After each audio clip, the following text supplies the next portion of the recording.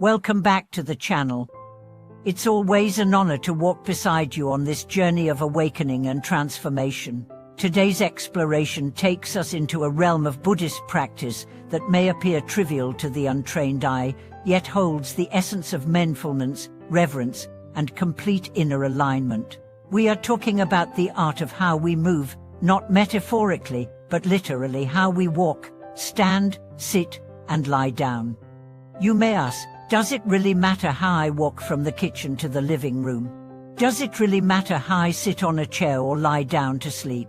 According to Buddhist tradition, the answer is a resounding yes, because every motion, when done with mindfulness, becomes a mirror of your consciousness, and every habit, no matter how mundane, reflects your inner cultivation. This is the realm of body-based Dharma, of external forms manifesting internal truth. It's the lived expression of training in conduct, and within this simple yet profound framework lies the key to transforming every moment of life into a sacred act. Let us begin with walking. In Buddhism, walking is not merely a means of transportation, it is a meditation in motion. When the Buddha walked, he did so with complete awareness. His steps were steady, balanced, and dignified. He moved like the mountain moves, grounded, deliberate, and free from haste. This wasn't performative, it was authentic. It reflected a mind that was still, present, and filled with compassion. To walk with awareness means to feel each footstep touch the earth, to sense the transfer of weight, to notice the rhythm of your breath as it syncs with your stride. In Zen monasteries, walking meditation is a core practice. Practitioners walk slowly in circles, hands gently folded, eyes lowered. With each step, they recite inwardly, I have arrived. I'm home. When done this way, walking becomes a sacred pilgrimage, even if it's just from your room to your door. It becomes a state. And I do not rush through life. I do not stumble unconsciously. I walk with the dignity of awareness. Now let's look at standing. Standing may seem passive, but it is a powerful act of presence. How do you stand when no one is watching? Slouched, leaning, impatient, or upright, grounded, paused?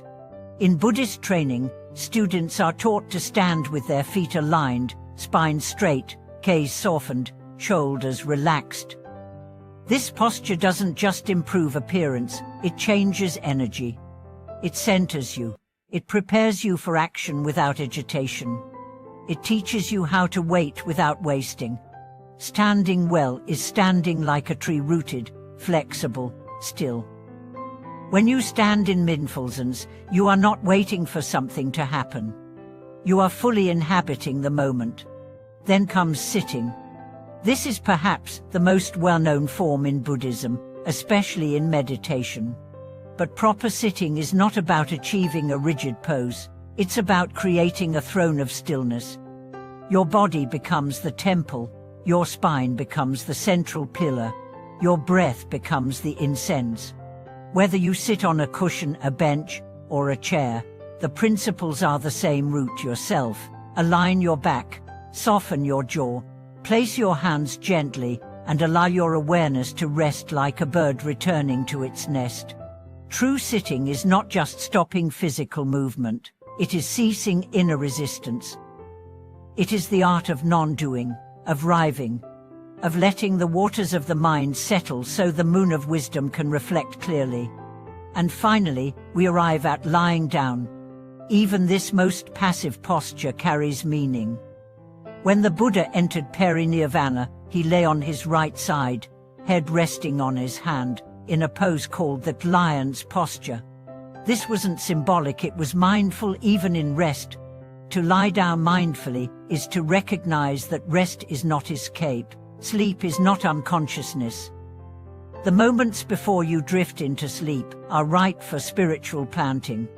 Instead of falling asleep scrolling through distractions, what if you lay on your side, hands gently placed, body relaxed, breath steady, and whispered a prayer or a mantra? What if your last thought each day was not of worry, but of refuge? This transforms sleep from unconscious collapse to sacred surrender. It invites dreams to become teachings and rest to become healing. And now, you may ask, why is all this necessary? Because in Buddhism, nothing is separate. Mind, speech, and body are one. You cannot cultivate wisdom while your body is full of agitation. You cannot manifest compassion while your gestures carry tension and resistance. The way you move is the way you live. If your steps are careless, your thoughts will be scattered. If your posture is closed, your mind will shrink. But if you walk with reverence, sit with dignity, and lie down with trust, your entire life becomes a moving meditation. This is the wisdom behind what is often called the 84 Dharma doors, each representing a different path to awakening. One interpretation is that these 84,000 paths are not just scriptures or techniques, they are every motion, every breath, every act of daily life, transformed through mindfulness. Each time you reach for a cup of tea, you can do so with presence. Each time you bow your head, you can do so with reverence. Each time you brush your teeth, you can do so with gratitude for the body that carries you. This is not about becoming robotic or self-conscious. It's about returning to intimacy with your body, your actions, your life. It's about choosing to be here, fully, now, through form. And when form is practiced with heart, it becomes art. Your life becomes poetry. Your presence becomes a teaching. People often ask, how can I live the Dharma without being a monk? The answer is through your body, your actions, your conduct. Each gesture can either deepen your samsara or become a step toward liberation. The way you carry your body reveals your understanding. Your walk teaches more than your words.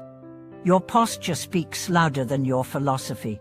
So let your body become your sutra. Let your steps become your prayer beads. Let your sitting become your altar. Let your rest become your offering. And in this way, the ordinary becomes extraordinary, the mundane becomes sacred, and you become not just a student of the Dharma, but its living embodiment. Thank you for watching this video. If these teachings resonate with you, we invite you to share how mindful movement has impacted your spiritual path. Leave a comment, inspire others, and help this message ripple outward. Don't forget to like, subscribe, and share this with someone ready to turn their everyday actions into a path of awakening. Until next time, walk in awareness, stand in dignity, sit in stillness, and rest in peace. See you soon.